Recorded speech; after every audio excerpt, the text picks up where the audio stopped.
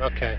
Oh boy, after a lot of technical difficulties for about an hour, basically, now we can start our show.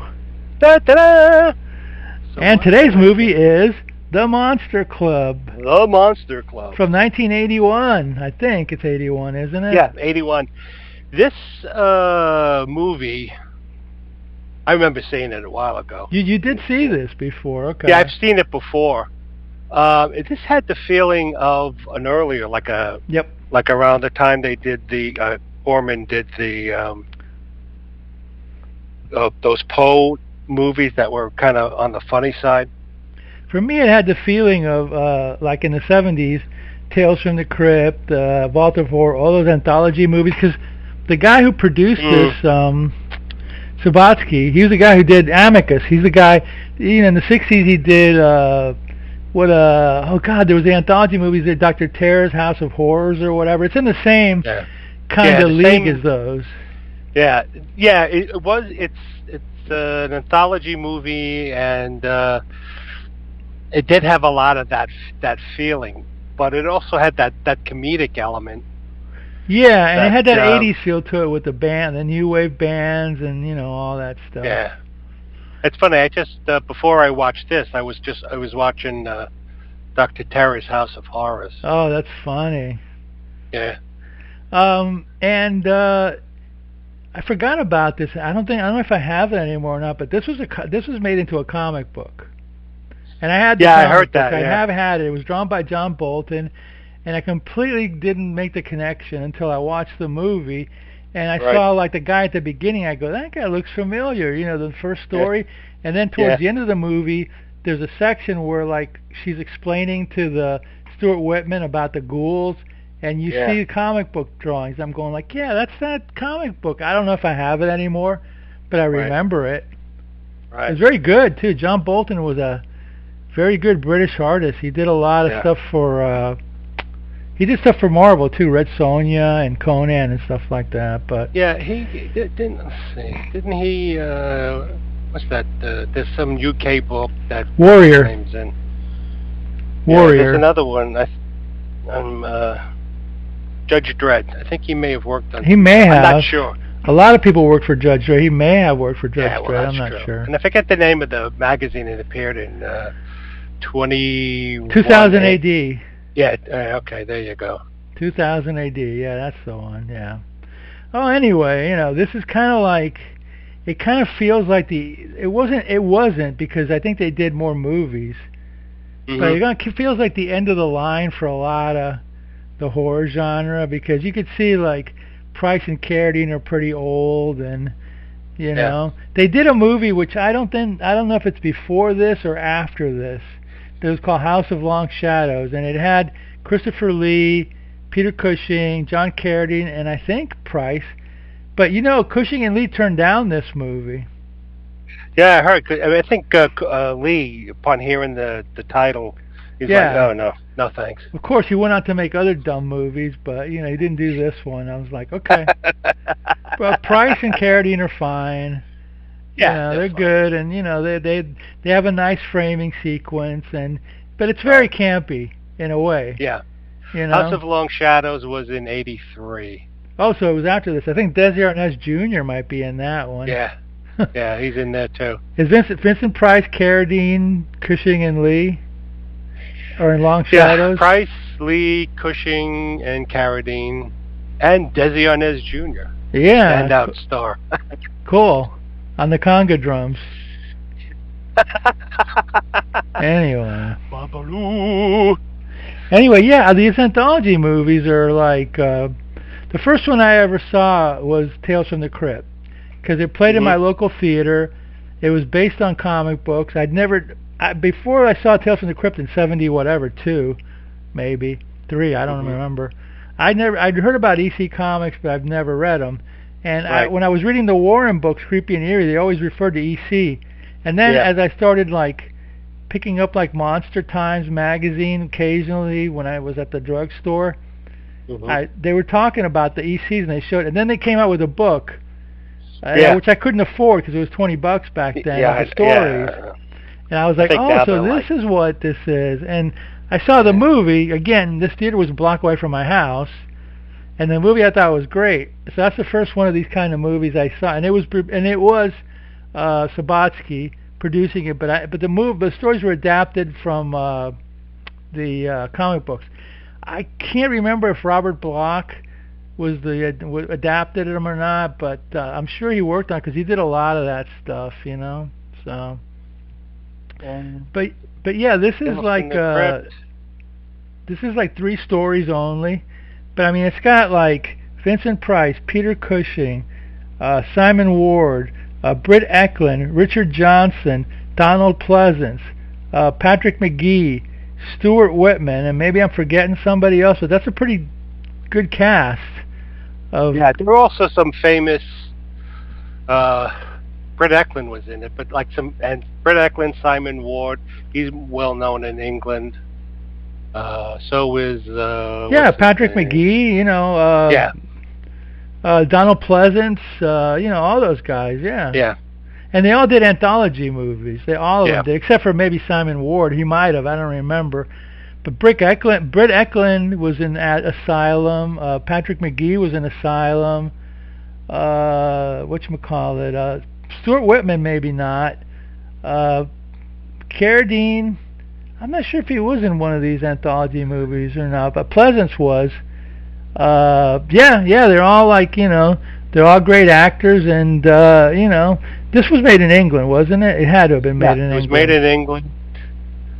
He's been in some interesting movies. He was in Frankenstein. Pleasance was in Halloween. Yeah, Simon Ward was in Frankenstein Must Be Destroyed. Oh, that's right, from the 60s with Peter Cushing. Yeah. He's in Bram Stoker's Dracula with Jack Palance.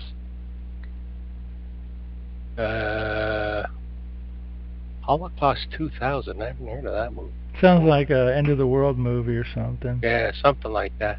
Yeah, so he's dipped his toe into. He did all kinds of movies. I can't remember. I know his face. He reminds me of another actor from that era called John Mulder Brown. So they're kind of like in the same mold. And maybe what was that guy that was? There was the other guy. I can't remember. Another blonde actor from Britain that was doing movies. I can't remember his name now, but he's really famous. Anyway. So this is an anthology. I remember him because my sister had a mad crush on him. So every time. Who, Simon Ward? Yeah. So she likes those sort of limp, pale. Like a David Bowie British type guys. Or something? No, not David Bowie. More. Because David Bowie was a little out there for. He's a little flamboyant, yeah. Yeah, but she liked the more. Like the lead singer of. They sang that song, I Want You to Want Me. What the hell are they called? Oh, you mean Robin Zander from Cheap Trick? Yeah, Cheap Trick. That's it. Yeah, she had a mad crush on Robin Zander. She likes those blonde guys. Well, that's what her ex-husband was too. Her ex-husband was a pale British guy. Really? Wow. She went out and sought one out. Huh? She found a Brit. She did. Oh, who's that other blonde actor from the same type? Michael York. York. Yeah. Michael York. That was another guy. Yeah. Similar type. Yeah. You know, but anyway, so basically this movie is framed by the beginning of it is what? John Carradine is a writer. Yeah, and actually there's a real writer that he's R. Chetwynd something or other. Yeah. R. Chetwynd-Hayes. What a name. R. Chetwynd-Hayes. He didn't like the movie so much. He didn't like it, no. Except for the last one, which is a little more scary and spooky, less comedic. Yeah, definitely. Yeah. So he's walking by a bookstore. He sees his books in the window. It's late at night, and Vincent Price, as he walks past, and Vincent Price comes out of an alley and says, "Please, I haven't eaten in so long." And he's like, "Oh, do you need money?" He says, "No money for food." He says, "Oh no, I can't keep food down." He says, "Well, what can I do to help you?" Then Vincent Price sort of reaches over and bites him on the neck. And then he finds out who he is by looking through his wallet, and he goes, "You're the famous writer, and oh, sir, I'm so glad that your blood tasted wonderful. It was very and John Carradine's looking all worried, and he's like, oh no, don't worry, I didn't bite too deep, so you're not going to change. Apparently, their motto is feed without greed. Yes. Total goofiness. So then he wants to repay him, and John Carradine's like, "What? You want more blood?" He's like, "No, I'll take you to the club where we all hang out." We're all the Monster Club. Yeah, the Monster Club. So they get there. It's basically like a bunch of people in goofy masks. Yeah, that must have been an easy casting call. Yeah, so it looked like all those masks you would see in the back of Creepy and Eerie you could buy for a lot of money. Yeah, Don Post masks. Yeah, and they're all there doing, dancing, and there's some guy playing music, and well, the last band that played music, I didn't recognize them at first because I didn't like the song. Right. But then when I looked at the credits, I said, The Pretty Things. And I go, The Pretty Things? They've been around since the 60s. Wow. And yeah, that was the last band. And The Pretty Things have a connection to the Rolling Stones, because I think one of the guys in that band was in the Stones and left to form his own band. So wow. That's an old band, but they're doing some kind of reggae thing or something. I don't know. Yeah, they were singing about the Monster Club. And the guy with the curly hair who sang, B.A. Robertson, he had a solo career. I'm not familiar with much of his music, but he did have a career. He did have recordings, and he had probably some hits in England, but it wasn't their finest moments. Oh. Let's put it that way. Oh gosh. Yeah. So then Price and Carradine are talking, and Price starts talking about all these types of monsters. Yeah, the monster genealogy. And you have the it was silly. The main monsters was a vampire, werewolf, and a ghoul. Vampires suck, werewolves bite, and ghouls tear. Something like that. Yeah. Then it says if a werewolf marries a vampire, you get a were-vamp. If a vampire marries a ghoul, you get a were-goo. And then if a were-goo marries a vamp, and there's shaddicks and mucklucks and glockenspiels and all this. Yeah, all that fun stuff. Yeah, and then he finally gets down to Shadrock or Shamrock? No. What is it? Shadmock. Shadmock. And all they do is whistle. And John Carradine's like, just whistle? He says, oh, but when they whistle, oh, it's terrifying. So, ooh, boys and girls, it's terrifying. So then it goes to the story of the Shadmock. You see, this is the one. Shadmock's kind of like a rich guy, but he's kind of sad, Yeah. He's kind of depressing. So he lives alone. He looks like a goth, actually. Yeah, he's got his hair greased back and parted in the middle. He looks like somebody you would see in a Charles Addams cartoon. He could be like a bass player for the Cure or something. He had that kind of look to him. Yeah, so he's all ghoulish. He's got pale face, and his eyes are dark around them, and hair parted in the middle and greased back. So this girl and this guy, they're Simon Ward. I forget the girl's name. I don't remember her from it, but she probably did on British television. I don't remember her name. I think it's Barbara Kellerman. Okay. Yeah, but I've seen her around. But yeah, I don't know if she's famous. So he's looking for a place to rob via a job or something. So they find the job in the paper that this guy needs a secretary to catalog all his art objects.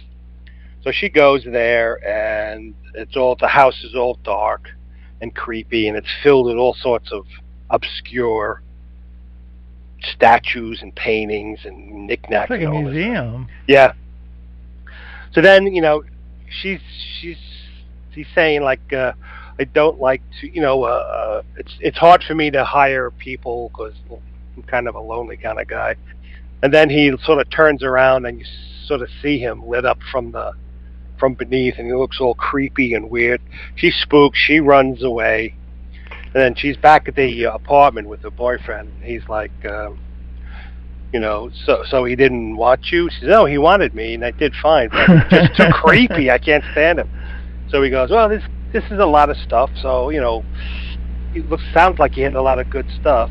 So why don't you just go back to him? So she goes back, and he's surprised, and then starts cataloging things. And she's like, "Why don't you put some of this stuff in a bank?" Or because I'd have to be out amongst people and all the noise, and he's all spooky and stuff.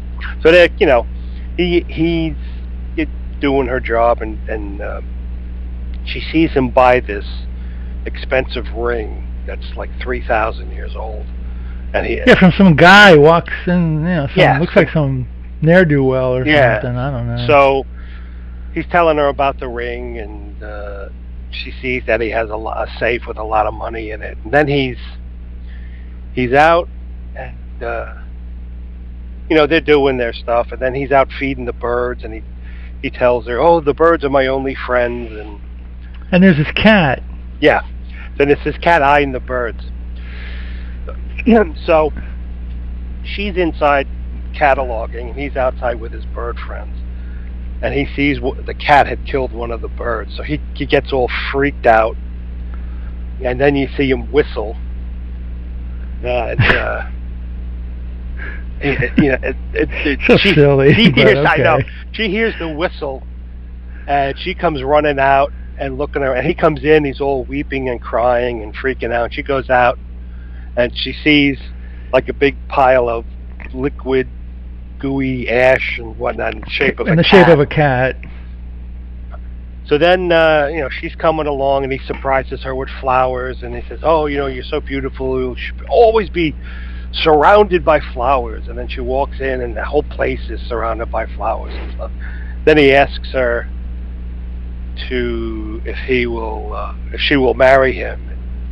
She's like, "Oh, I don't know." And then back home, she's like there crying. "I gotta quit this. I can't do it." The boyfriend's like, "Oh, but you have to. This stuff is great. We'll have to melt some of it down, but get the stuff in the safe. It's easier to use, and we can get a lot of money for it and stuff." Meanwhile, she could have hidden artifacts in her purse without having to go into the safe and walk away with them easily. She's cataloging the things. Exactly. So she goes back and she says, "I'll marry you," and he says, "Oh, great, wonderful." And then, but I need to have the ring that you bought. It's like it's got a jewel in the center, engagement ring or something, it's got snakes all around it. Yeah. So she watches him as he opens the safe and remembers the combination. And then he says, "Oh, we're going to have a party. I'll invite all my relatives, but I'll have to be masked because my relatives are kind of hard to take." So then it's the night of the ball. She's all dressed up and puts on her mask, and then he introduces her to his uncle. And everybody's wearing the same mask. So they start dancing, and she starts dancing with the uncle, and then other people start dancing with her too. They sort of, it's one of those like fast dance. Everybody's dancing fast, and everything's getting dizzy for her. And she finally breaks away, and then she slips away into his study where the safe is. And she opens up the safe, and she grabs money and stuff. And she turns around, and he's there, and he goes, I don't care about the money. You can take that and give it to whoever you want. Just as long as you'll marry me." And she's like, "I could never marry you." And she's like, "You're so ugly." And he's like, "No, don't say that." And she's like, "Oh my God, you're hideous." So then he whistles, and then the camera comes up really close to his lips until. Right. Get out of focus. And the volume goes up real high, and his death whistle. So then, Simon Ward's at his place, and he comes back home. Yeah, he hears her coming back home, and she's wearing this sort of long cape with the hood covering her face. She comes in and walks over to the corner of the room, and he's like, "So, did you get it? Did you get it? Did you get anything? Did you?" And she says, "What is it? Could you still love me?" Or so, something like that. And then she lifts the cape off and turns around, and the front of her dress is all splotched and burned. Like her arms, face is all burned off. In pulpy and whatever. And it sounds almost like a recording. you can still love me. You can still love me. And he's like, he freaks out, and he goes catatonic and stuff. And then the end, and then we cut back to the Monster Club, and they start talking about other monsters. But in the meantime, we get a song from, I forgot what the name of the band was, some new wave band or something. Yeah. The first band, I can't remember what they were called, but it was an average song. It wasn't anything great. Yeah, I think they might have been the Viewers. Probably, because there was B.A. Robertson was the other. There was, and then there was a female. And the Pretty Things were at the end. Yeah. And when there was a stripper scene in there, which we'll get to. But that turns into like a cartoon. Yeah, and that was done by the rock band Night. And then, I think what you said, the Pretty Things were the last band. They were the last ones, yeah. Well, you can see their name on their drum kit. Okay. So the next one, let me see, let me get my notes. What was the name of the monster? Well, it was a vampire, wasn't it? Yeah, it was a vampire. One? Richard Johnson playing the vampire. I forgot to mention Richard Johnson. He was in a lot of movies. Yeah. So what it is after the band plays, then they introduce the vampire film producer. That's right. And he's telling the story. John Carradine goes, a vampire film producer? And Vincent Price goes, aren't they all? Yeah, right. So the guy comes out and he says he's releasing a new film, this sort of autobiographical based on his childhood. And then you see this kid. He's lonely and shy, and he lives in this sort of large mansion-style house, but it's and he's got a hot mom and brick at London. Yeah. And she's like, remember, don't talk to strangers and go to school. And so he goes to school. You can see him dreading going to school. And his dad's like, Dad, why do you sleep all day and go out at night? He goes, well, Dad works at night, son. So yeah. So you see him. He gets up out of a coffin and comes upstairs and stuff. The kid doesn't see it though. I don't. No, the kid don't. The audience sees it.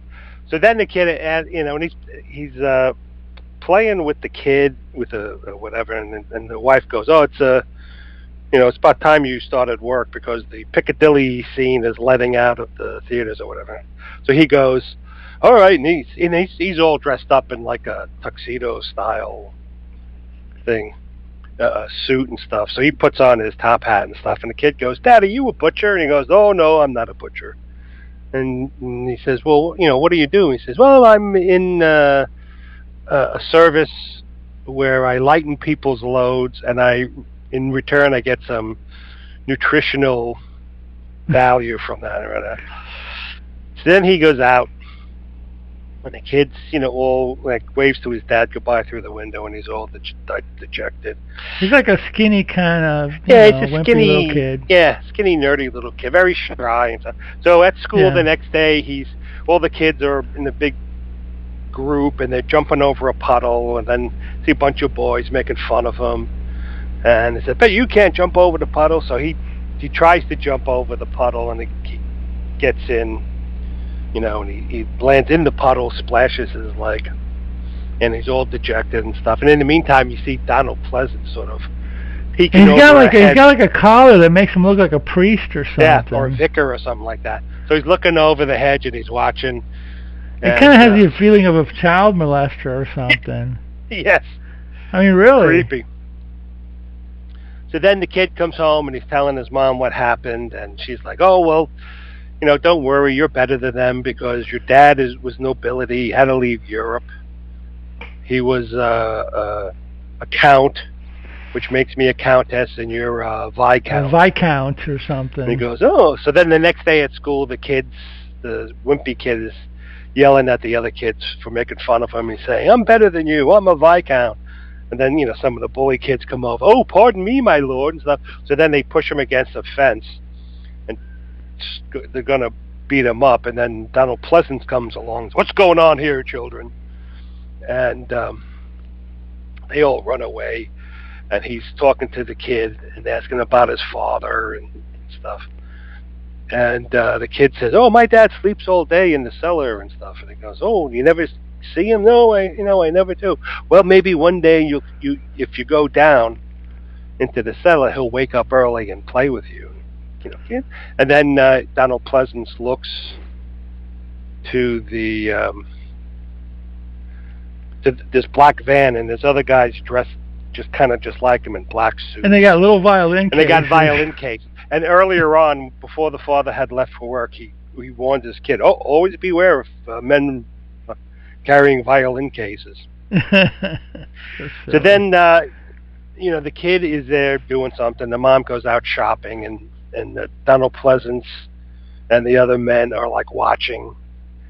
And so while the mom's out shopping, the kid gets up and he walks down into the cellar, and there's these big red curtains covering an alcove. So he opens that up. He goes in to look in, and he sees a coffin there. So he peeks in and he sees his father lying there, and he freaks out. He runs upstairs, and then there's a knock on the door, and Donald Pleasance comes in with the other guys, and he says, he says, you can't come in, you have to stay out. And he says, where's your father? His father, the kid said his father sleeps in the cellar. So it's the Bliney group or something like that. So the three of them go down, the three vampire hunters, that's what they are. They go downstairs, and they see the father. And then Donald Pleasance, or one of the guys, opens up one of the violin cases. It's got a stake and a hammer. So Donald Pleasance... they're like, hurry up, because it's getting dark. Yeah. So Donald Pleasance is about to hammer the stake in, and Britt Eklund walks down, and she screams, which stops him for a moment. And then he turns around, and he hammers the stake into the guy's chest, and actor goes... And then Donald Pleasance sort of looks up at looks away, exposing his neck, and then the vampire sort of rises up and bites him in the neck, and then falls back down dead. Now, now Donald Pleasance thinks he's a vampire. He is. Now. He says, you gotta get an ambulance, get me to the hospital. And Britt Eklund says, no, he since he had already fed the night before, when he bit you, he gave you the full dose of the vampire virus, so you're a vampire now. So then the other, and your men will have to stake you too. And he's like, but you can't do that. I'm the most famous vampire hunter around, and they're like, thanks. Yeah, he said it's only fitting that we do this, that we're the ones who stake you, because that's what we do. So Donald Pleasance is trying to avoid him. So and in the meantime he had grown fangs. Yeah, you were a quick vampire. Yeah, right. So he's trying to avoid him, so that he trips over something, and they finally stake him, and then they carry him upstairs in the stretcher and put him in the back of the black van and drive away. And then Britt Eklund and the boy had followed him up, and they're all like sad. So they go down. They both go downstairs again to the cellar, to where the father is in his coffin, and he suddenly sits up, and the mother and the son are both surprised, and he goes, "Oh, it's a good thing I always sleep with a stake-proof vest." Yeah, right. Steak out. We got some ketchup. Yeah, and it's loaded with ketchup and stuff. So everybody's happy and stuff, and he goes over and he hugs his wife and his kids, and he's like, something like, now we're one big happy family, something like that. That was goofy. Yeah, it was goofy. It was a silly ending, but whatever. You know, the whole movie's goofy. So then they have another music number from the redheaded woman, right? Yeah. So she's they have a woman singing, and no, I think that's it's got to be the redheaded lady. Yeah, it's the red. Yeah. So she's singing, and after the song ends, then another thing comes up, and a stripper comes out, and she's, it's da da da, whatever the music was. So she turns into animation. Yeah, she starts taking off her clothes, and then she's in like her bra and panties, and then the house lights go out, and then a big doorway light comes on behind her, so she's in silhouette, but it's an animation. So she starts taking off her skin and revealing her skeleton, and that's how it ends. And everybody's clapping, ooh, and there's one of the monsters masks. They had 3 sets of eyes, and as he's watching this, the bottom set of eyes, or the top, I don't know, pop out. Yeah, right. Like in the cartoons. So then John Carradine is he's asking about, because there's a family genealogy. Yeah, the family tree. Yeah. Tree of different monsters. So he goes, that woman on the bottom, she looks human. He says, well, she's a humgoo. She's Humgoo. half human, half ghoul. I said, oh, I heard. And he said, what weird power do they have? He says, oh, they don't have any power except for a taste for carrion. Yeah. But I did hear a weird story. So he starts telling the story, and then you see this sort of woman in a sort of sheer diaphanous gown holding like a vampire lady walking down the stairs. She's walking down the stairs, and she goes over to the coffin, and suddenly this vampire's hand goes up, and she goes, and then you hear, cut! And it's Stuart Whitman. He's the director of a movie, a horror movie, and, he's all like, I guess what they think of as a typical American brash and, curt and stuff. We need this. So then, all right, this is a wrap. We'll have to fix it and editing and stuff. So then this guy walks in with some photos and maps, and he says, I scouted out the next location for the stuff. And he's looking, and he says, you're not going to find any creepy towns, in areas where they have 5-star hotel. I'll go out on the weekend and look myself. So then you see him driving down the English road, and he pulls over, and he sees this sign for this town, I guess Laughlin yeah, something like that. Yeah. Yeah, it's one of those British or weird English words that have a bunch of vowels, and you don't know if they're pronounced as an F or a silent or whatever. So he drives down, and it's this creepy. He drives over a bridge, and there's a mist that he has. Yeah, to like drive a mist, through. almost like clouds and gray and. So once he gets through that, he's in this creepy little town, and there's no one around. So then he goes into the inn, and he's like, hello, you, hello. And then Patrick McGee comes out, and he's all like disheveled, and his clothes are all gray and dour looking, yeah. And he says, oh, this is a perfect town. I want to film my movie here. Who do I call? And McGee goes, there's no phone here. So he goes, who's in charge here? It says the elders, and they come at night. He says, I'm okay. So, all right. So we'll come back at night. And where's the nearest hotel? And it's like, no hotel, or no, you can't leave, something like that. And he says, I gotta leave, So he turns around, and suddenly the whole room is filled with these people and all this sort of dusty. Yeah, it looked like homeless, crazy clothes. people. Yeah. So he goes out, and they're all crowding around him.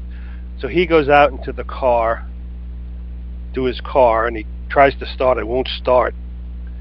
And then he opens up the back, and he sees that his motor's been tampered with. So he says, all right, where's the garage? He says, no garage. And he says, all right, well, where's the nearest town?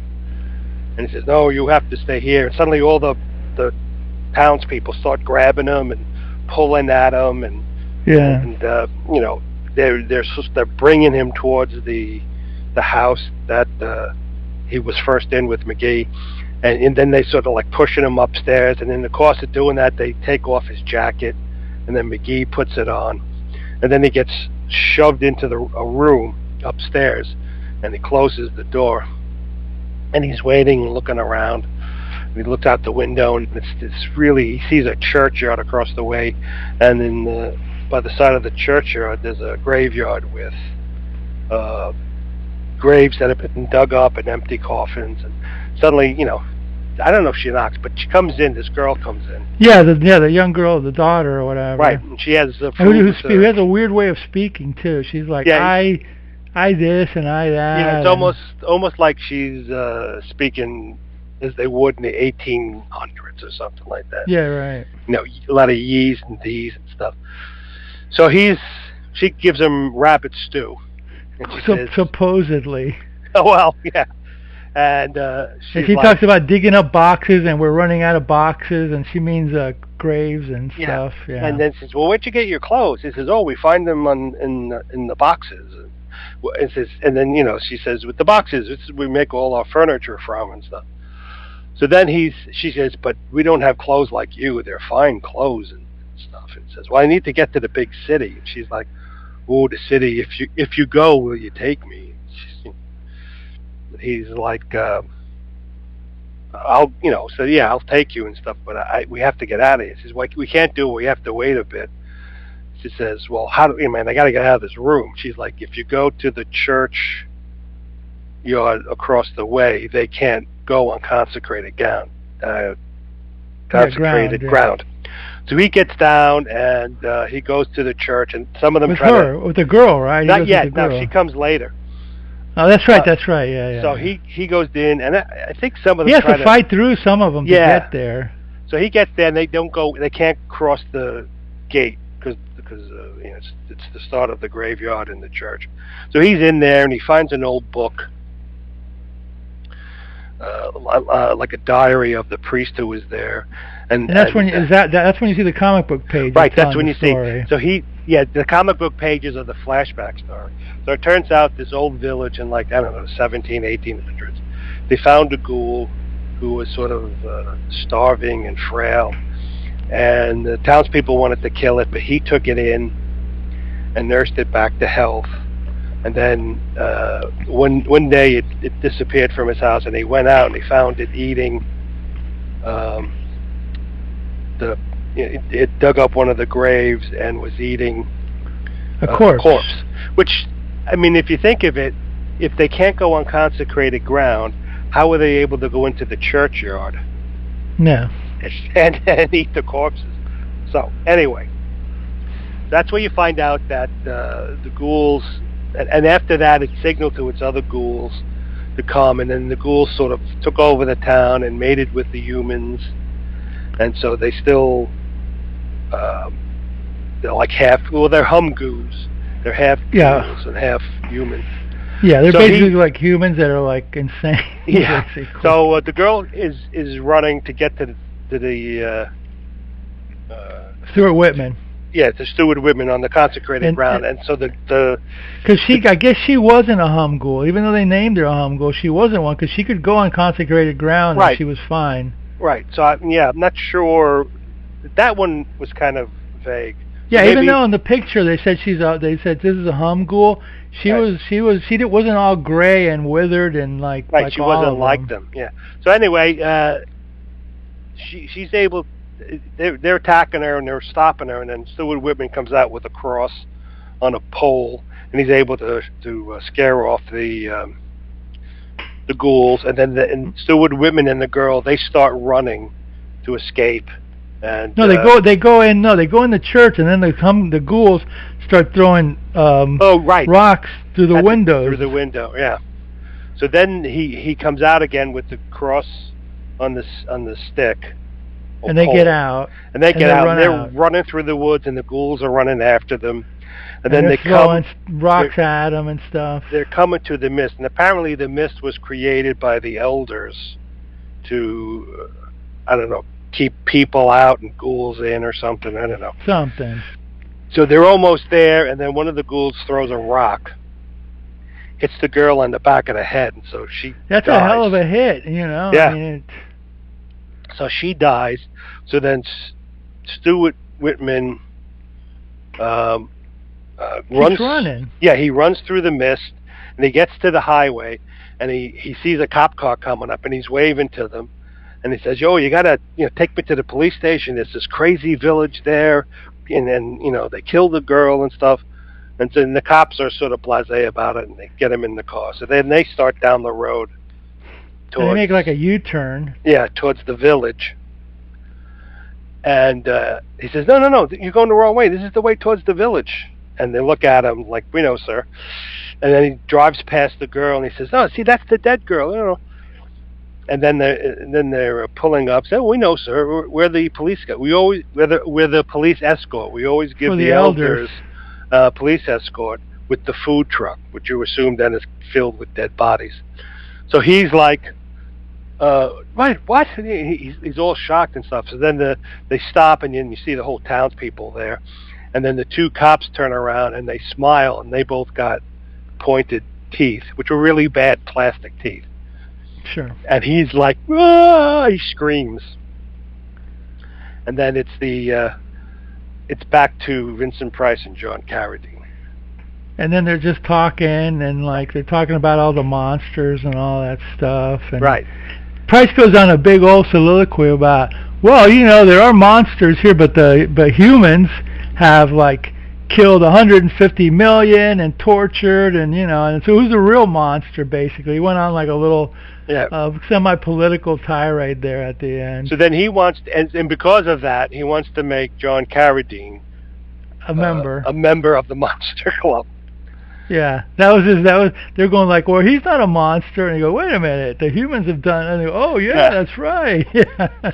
And then music starts up. And that's the pretty things. And then everybody starts dancing again, and then you see Vincent Price trying to dance because he's old. And John Carradine with his messed up knuckles and fingers. John Carradine trying to move. It's just and the end. Carradine with his arthritic hands that are really horrible, like moving him around, and I'm like, Yeah, because his fingers. Yeah, and then the end, and that's where it goes to that last at the end, that picture in the back. That was the cover of the comic book. Oh, was it really? Oh, cool. That was the cover of the comic. That's why I recognized it. Oh yeah, I know. Now I know that comic book. Because that guy at the beginning, the guy at the beginning, the whistling guy. Yeah. When I saw his face, that's when it hit me. I go, that's the comic book from that John Bolton did. I hope I still have it. I don't know. Cool. And I was like, oh, this is, and then I went, oh, this is based on the comic. That's a comic book. The comic book. Well, I don't know if it was the comic book came after. It probably did, but the movie feels like a comic book. Yeah, it does. I think they tried to use the comic as a. It was an adaptation. Tool. I think it's also because after this was filmed, it sat in the editing room or whatever, wherever they keep movies, for about a year or so. So this was filmed in what, 79 or 80? Probably or end of 79, beginning of 80. Okay, because it came out in 81, so maybe yeah. So I mean, it's a fun, silly movie if that's what you like. It's campy, right? It's got the best thing about this movie for me. It's got cool people, and the stories are simple.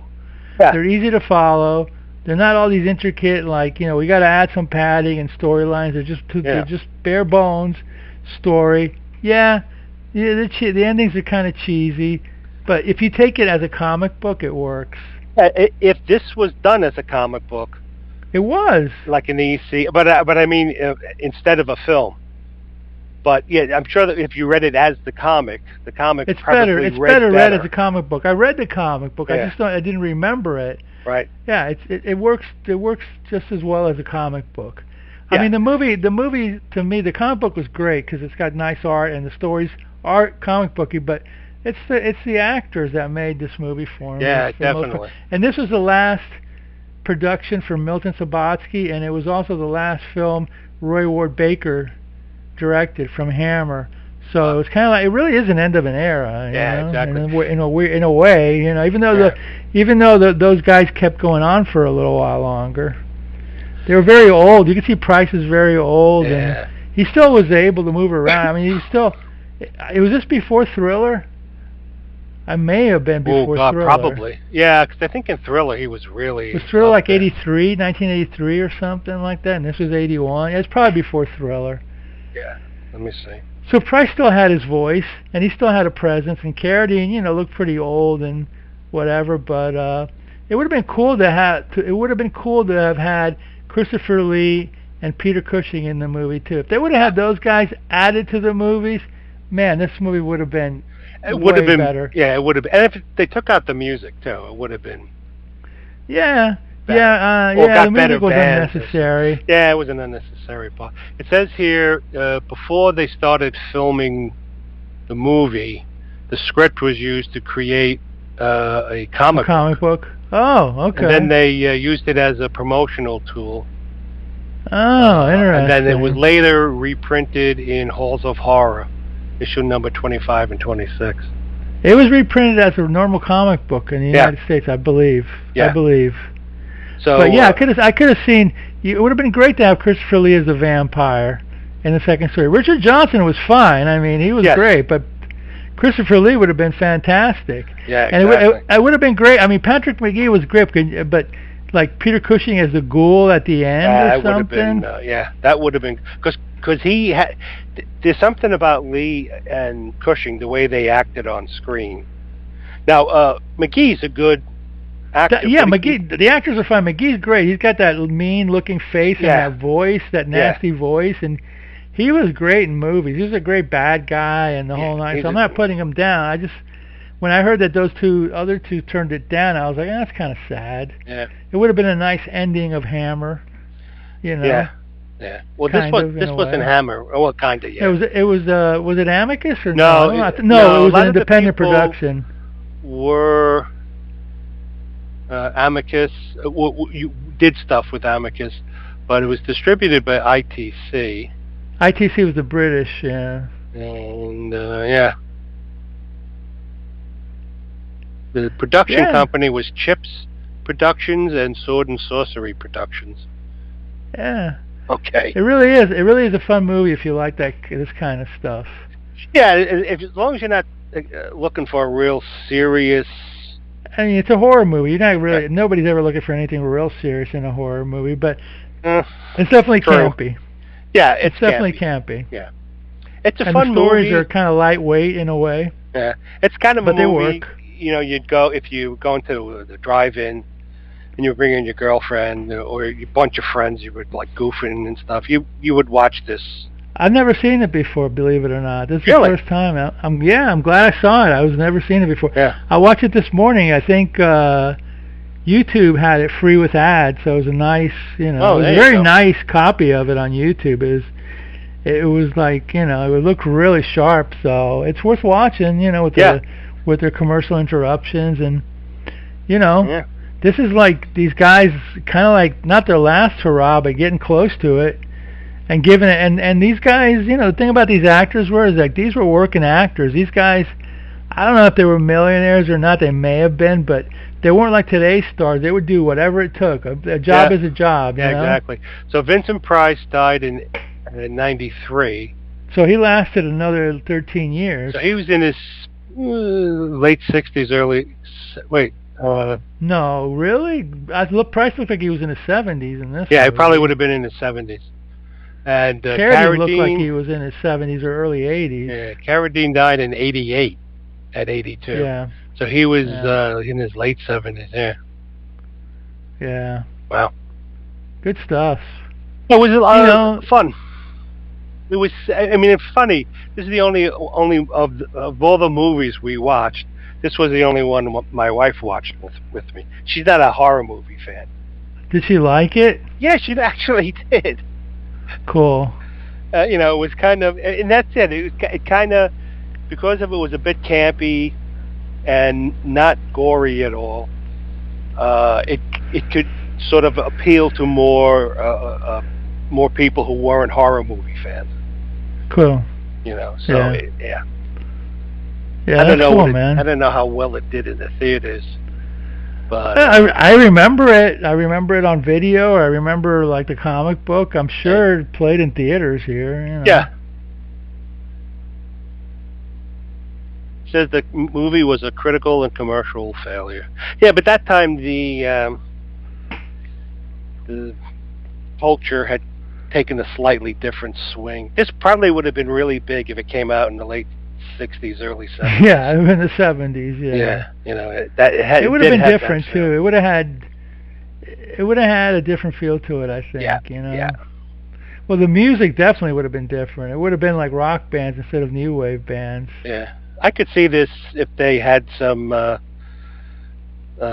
like the beach. It kind of had the feeling of some of the beach blanket bingo moves. Although they even got really goofy towards the end. But like the first one they did with Robert Culp, that had a kind of a serious, not serious, but it was campy, but not like it didn't get goofy yet.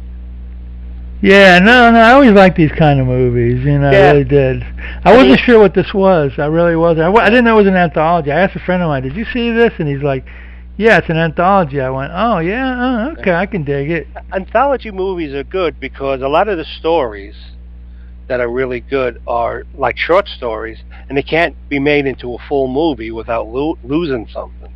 So if you can do anthologies, your scope of the stories you can use are much broader. Yeah.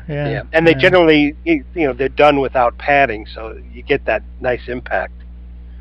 They're to the point. Exactly. They're not like, sometimes the short stories are like, kind of like, that's it, that's the ending, but these were okay. Yeah, these had endings that were satisfactory.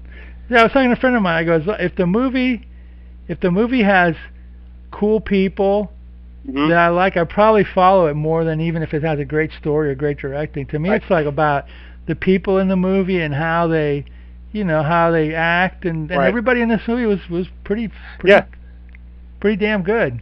Yeah, even the goofy one in the middle with the vampire.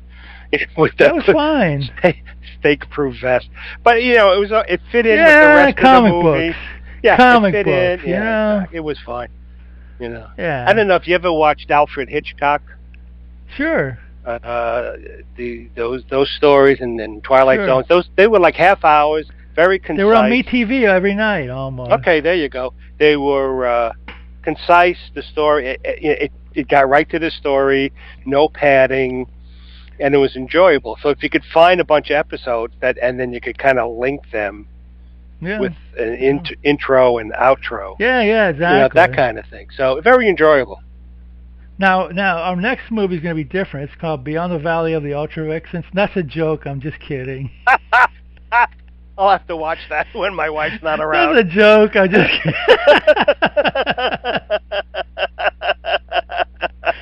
To be honest, I did look at that. I was looking for like movies, and I'm like, Russ Myers. Wait a minute now. Because I know he did horror movies, or is it horror movies? Horrible movie. Yeah. He did. What is it? We did a movie. We did one of his movies, Faster Pussycat. Oh yeah. Didn't he also do Beyond the Valley of the Dolls? Beyond the Valley of the Dolls. I watched that movie. It was written by Roger Ebert. It's like Roger Ebert, the great Roger Ebert. Yeah. Oof, that movie. My parents almost took me to see that movie when I was a kid. They didn't know any better, and they thought it was a sequel to Valley of the Dolls. And then when they went to the theater, they found out that it was sold out. And then they saw it was X-rated, and they said, "Well, we're glad we didn't take you to this." Not that they would have let me in, because I was only like 12 or 13. Yeah. So wow. That would have been quite a treat to be 12 or 13 and seeing all that. Yeah. That would have been a badge of honor. Hey, everybody! I saw Beyond the Valley of the Dolls. Did you ever see it afterwards? Yeah, sure. I have it. I have it on DVD. Sure. Oh God, it's horrible. It's a silly movie too. Yeah, it's not it that. Is. It's whatever. It is what it is. It's typical Russ Meyer. Yeah. The ones he did after that are more explicit, but that one was. I think that was his chance for mainstream, acceptance or whatever. But he blew it. Yeah. Well, he had a career after, his vision, his double vision was not for mainstream. It was for guys. Yeah. guys who like certain things. Guys only. Yeah. Yeah. They tried. I mean, he was working his way to the mainstream with Faster Pussycat. People were like, "Hey, this guy actually can direct a movie with characters, and it's not all." nudity and there's stories and it's stuff. But then when he got that movie, and it was like, what? No, thank you. Yeah. Oh well. All right. Well, that's it for today. We're gonna I'm gonna cut this off now just to make sure we still have a recording, because we had about an hour's worth of technical difficulties because our friends at Microsoft got rid of Skype, and now we're on Microsoft Teams, and apparently Microsoft Teams does not record conversations, and you have to set up a team meeting, and we couldn't figure it out. So I found a recorder, desktop recorder, very easy. And here we are. Okay. Yeah, quite a beginning to this, but we got it done.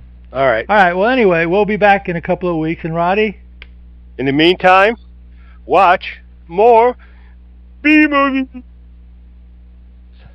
You got cut off anthologies. There. You got cut off there. Do it again. Okay. Watch more B-movies and anthologies.